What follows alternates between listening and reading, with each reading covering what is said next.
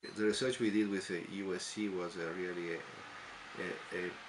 let me say, a plural approach to research. We were working together with different research groups in different parts of Europe, and everywhere we were seeing something which is now really strong at the moment, was not so eminent and so visible, that was about self-organization. So the fact that when you see the change, still today we see the change in Europe, what you see is basically the changes and transformation and mutation, that was the title of the entire research, are produced by self-organized groups of people. And cities were changed basically because there were a group of people who decided to constitute an association, a community, an institutional community, an institution, if you want, or what else. And at that point, they were really deciding to change because um, they had the resources to do this. They had the economical resources, the juridical resources, and the political resources to do this. So,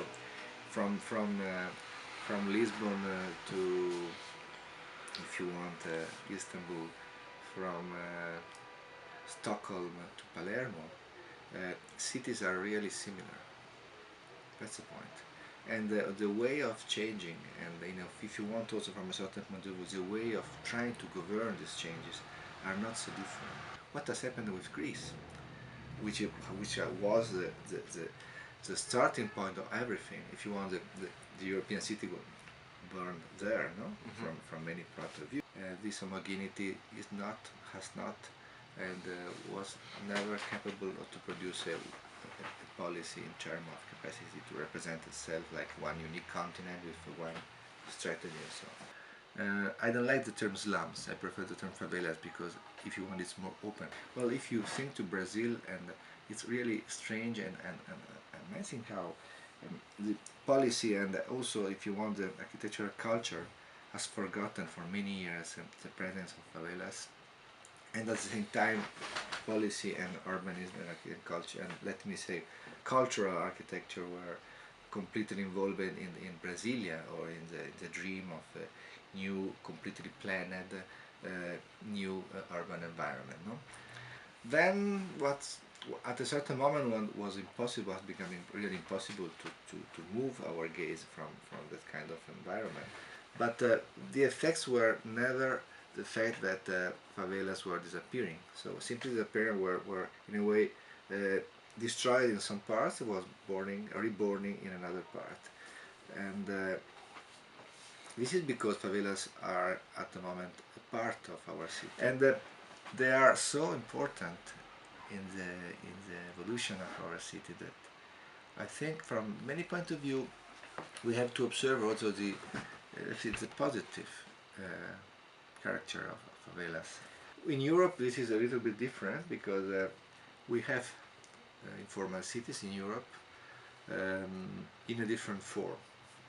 So we don't have at the moment, if we accept to the, let me say, Rome and Sinti phenomena, we don't have large informal settlement. We have more an archipelago of small settlement which are growing not only on the periphery of our city, but also in the center, also in the historical center. It's this equilibrium between the right to represent themselves and the necessity to change culture, languages, traditions with the other community, which makes a city a real community.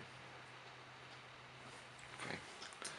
And from another point of view, I think that architecture has the role and sometimes the necessity to represent these local nodes, where the complexity and, let me say, the extension of global flows found a, let me say, fit, the place where they have to land and to touch the ground. And basically I was saying that what is, in my opinion, evident that we need an architecture extremely sensitive, capable to, let me say, absorb and interpret local context and local cultures everywhere. We have to translate. We have to interpret and translate in different parts of the world in relation with local context, with our capacity to interpret local context, some common language. So, from a certain point of view, I think that architecture is politics in itself, thanks to the capacity of architecture to read and observe and interpret the reality. At the end, politicians and architects need to take a decision. The decision is one decision. It has to do with space, it has to do with social issues, but it's one.